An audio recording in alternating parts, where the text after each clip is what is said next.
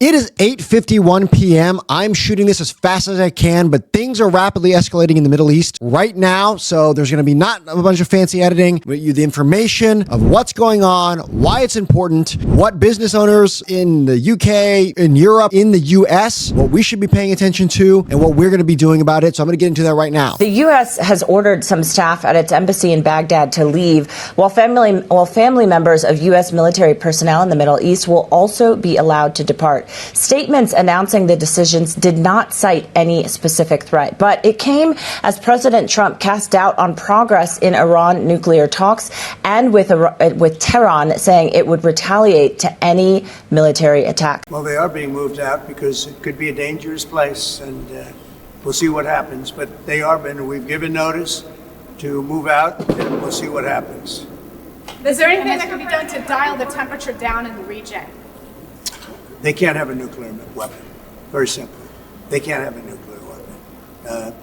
We're not going to allow that. So biggest thing is that the U.S. military and the diplomatic responses of something that's going on in the Middle East, we do not know what that is right now. What we do know is that the U.S. naval base in Bahrain, along with all of the U.S. embassies in the Middle East right now, are taking a much more defensive posture, and non-key personnel, along with family members, are being evacuated to some form of unknown threat right now. So yeah, that's non-essential staff and families from the embassies out of Bahrain, Kuwait, and Baghdad, reflecting a heightened security risk of some kind. And this is extremely fast. Also, just a few minutes ago, the UK MTO, or the UK Maritime Trade Organization, just issued a warning through all vessels going through the Strait of Hormuz right now. Not just the Strait of Hormuz, but the Persian Gulf, the Gulf of Oman, and the Strait of Hormuz. And it's basically an advisory that military escalation could be ratcheting up of something that's going on that no one is talking about just yet. This could really, really impact any shipping lanes, anything that's on the water, anything that was coming or was planning to go through there or is currently through there will probably be affected if something kicks off. While the exact threat remains unclear, so far, speculations center around a possible nuclear threat from Iran or preemptive military strike from Israel that's in the region, either of which would destabilize the trade currently passing through the region, which will impact businesses heavily. So first and foremost, how this impacts businesses pretty much globally, from small business owners to especially the ones that are over in Europe right now,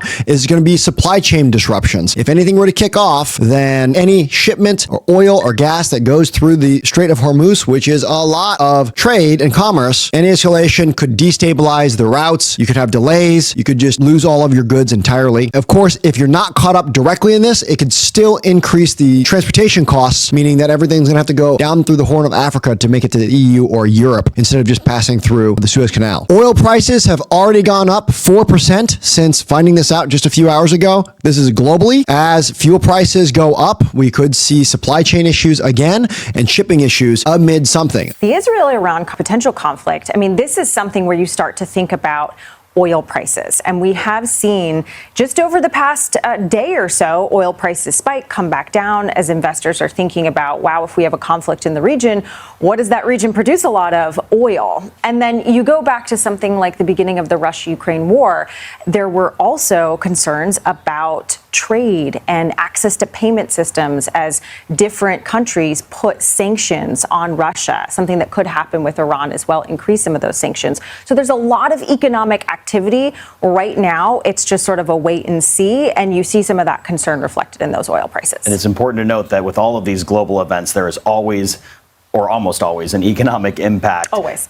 A thread to follow. If some kind of conflict were to break out, we're going to see a few month or a few week bump probably of some kind of oil disruptions, which could be bad if your business critically depends on oil or fossil fuels that could directly be impacted, right? Just remember, if you go back to the early days of when Russia first invaded Ukraine back in 2022, there was like a 3-week to 1 month delay of massive supply chain issues as everyone got caught back up. Cybersecurity threats and physical security threats are the biggest ones. So if you are in the Middle East, or you have family in the Middle East, or your sales guys are over there, just be aware of what's going on and also start being prepared for cyber threats. So start butting things down. If you were going to back passwords up, back things up for a hard drive, whatever your critical things that you are to run your business, if there's a massive disruption, it could go south, and we want to make sure that everything's backed up. So you have that. Business owners, are you aware that I have a newsletter?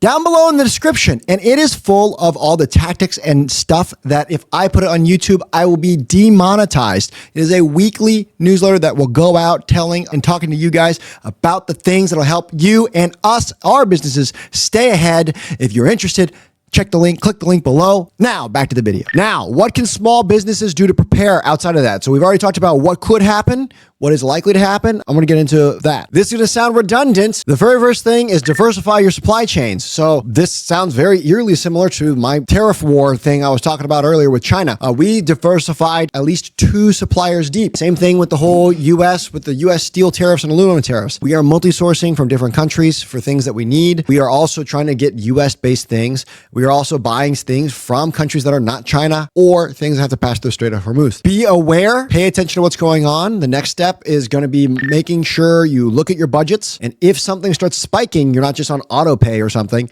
Pay attention to what's going on, because if something gets out of hand, it could automatically affect a ripple effect that you didn't have any consequences for. For instance, during COVID, when shipping was happening, it went from like $4,000 or $5,000 to get a high Q 40-foot shipping container across the ocean. It went to like $10,000 to $15,000 for our shipping routes. And that was just from the port of Shanghai to Los Angeles, right? So that is an example of be aware, pay attention. We could have sudden costs. Communicate with your partners and customers. So if you have vendors, if you have partners, if you have customers, if part of your supply chain goes to the region, reach out to them, see if there's any contingency plans, and just be prepared. Keep those open lines of communication just so everyone's aware. Everybody likes to think, I'd much rather be prepared and not have something go wrong than not be prepared and then suddenly be scrambling. Again, assess the security protocols, assess security threats. If you have staff overseas, maybe reach out to them, make sure that you have tabs on them, maybe have them end the conference early, come back, whatever it is.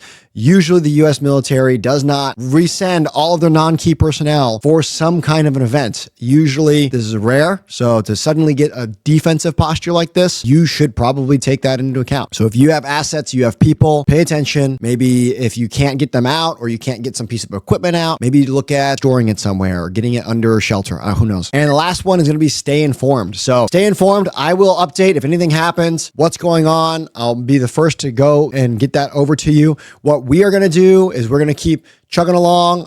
Today was something completely unrelated. Is we were dealing with a supply chain issue with these US steel tariffs. So we, as a business, were able to jump in on an opportunity to not blow 20 grand. And so our competitors who are not paying attention, who are asleep at the wheel, we're going to blow right past them. So stay informed. Don't worry. Don't go panic, right? This may or may not affect you. Remember, even with the steel tariff thing that I just talked about 3 to 4 days ago, we were third order effects and it impacted us immediately, right? So the 20 grand up front that we would have had to borrow to make that building, go watch that video if you don't know what I'm talking about. Basically, that 20 grand would have gone nowhere. It just would have gone to a tariff. I would have had to spend more. The contractor wouldn't have gotten the money. The manufacturer wouldn't have gotten the money. Their supplier wouldn't have gotten the money. It just went to tariffs. Well, so we are third order effect. We were paying attention and we were able to buy the building before we were directly impacted. So if something kicks off the Middle East, there may be opportunity. There may be a lot of pain. Who knows what's going on, but pay attention, stay informed.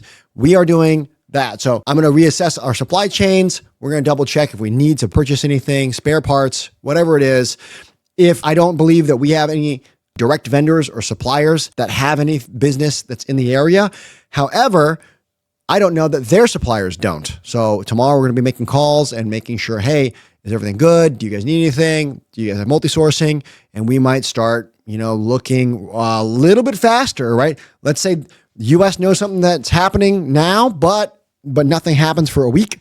If we're paying attention, the people who are paying attention could get ahead of something poor that happens as opposed to those who don't. So be prepared, stay informed. We're going to be checking in with our suppliers.